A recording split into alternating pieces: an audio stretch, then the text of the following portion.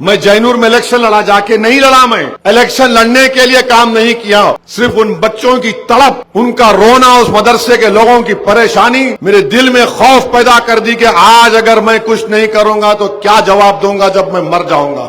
4 September 2024 کو جینور میں عادل آباد ضلع میں ایک فساد ہوا، اور میں اچھی طرح آج بھی یاد ہے کہ ایک مدرسے سے مجھے فون آیا، گفتگو کے دوران بچوں کی چیخ اور پکار کی آواز آ رہی تھی۔ فون کرنے والے حضرت نے کہا کہ اسد صاحب جینور میں فساد ہو گیا، دکانیں جل رہی ہیں، اب ہمارے مدرسے پہ حملہ ہو سکتا ہے، ہمارے مدرسے میں چھوٹے بچے اور بچیاں ہیں، آپ خدا کے لیے ان کو پولیس کو بول کر ایک محفوظ مقام کو منتقل کرا دیجئے۔ میں نے ان سے کہا حضرت آپ کیوں نہیں لے کر جاتے؟ تو انہوں نے کہا کہ صاحب ہمارے مدرسے کے سامنے، ہماری دکانوں کے سامنے حملہ ہو رہا ہے۔ میں فوراً یہ ڈی ایس پی سے بات کیا اور میں نے صاف طور پر ان سے کہا کہ اگر آپ 20 منٹ کے اندر ان چھوٹے بچے اور بچیوں کو آپ کی گاڑی میں لے کر ایک ان کے گھر تک یا ان کے محفوظ مقام تک نہیں پہنچائیں گے، میں نے کہا میں آپ سے وعدہ کر رہا ہوں 40 منٹ کے اندر، آدھے گھنٹے کے اندر عادل آباد اور بھینسے سے مجلس کے ذمہ داروں کا قافلہ جینور کو آئے گا، اور 3 گھنٹے کے اندر اسد الدین اویسی جینور پہنچے گا،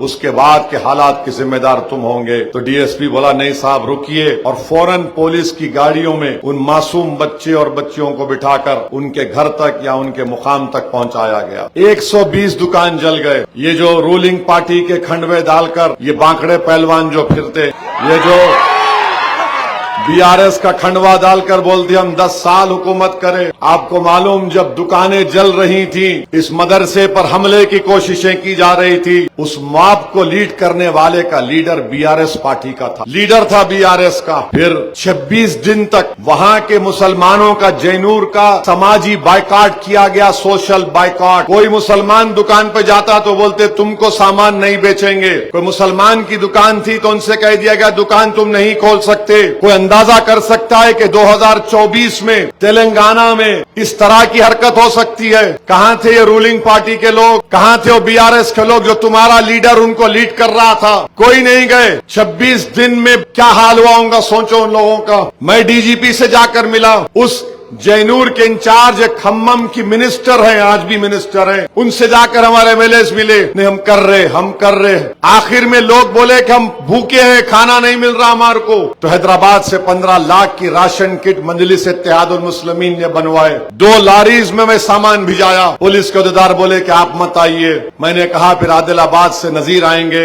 عادل آباد سے ہمارے صدر نذیر صاحب گئے اور مدرسے کاشف العلوم میں وہاں پر سب کو بلا کر جتنے لوگ آ سکتے تھے ان کو راشن کی کٹ دیے، جو نہیں آ سکتے تھے ہمارے مجلس کے لوگ ان کے گھر میں جا کر ان کو راشن کٹ پہنچائے۔ 110 دکانیں جل گئیں، 34 لاکھ روپے میں مجلس کے اکاؤنٹ سے ان تمام جلنے والے دکانات کے ذمہ داروں سے اکاؤنٹ نمبر منگا کر آر ٹی جی ایس کیا، میں 34 لاکھ روپے ان کے اکاؤنٹ میں ڈلایا۔ پھر ہمارے مجلس کے ذمہ داروں نے کہا کہ صاحب اور پیسے چاہیے، بعض دکان والوں کو امیڈیٹ چاہیے کام شروع کرنے کے لیے۔ میں نے کہا 5 لاکھ روپے۔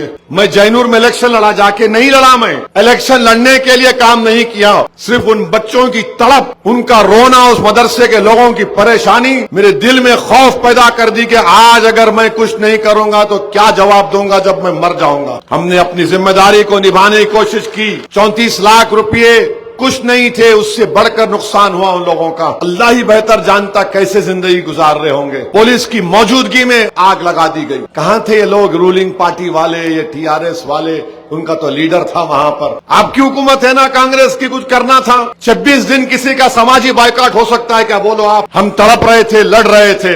یہ مجلس اتحاد المسلمین ہے، ان میں اور مجلس میں فرق یہی ہے، الیکشن کے وقت یہ لوگ سب باتیں کرتے ہیں، مگر جب دکان جل رہی تھی، جب بچے رو رہے تھے، بھوک تھی، ان کو اس کی فکر نہیں تھی۔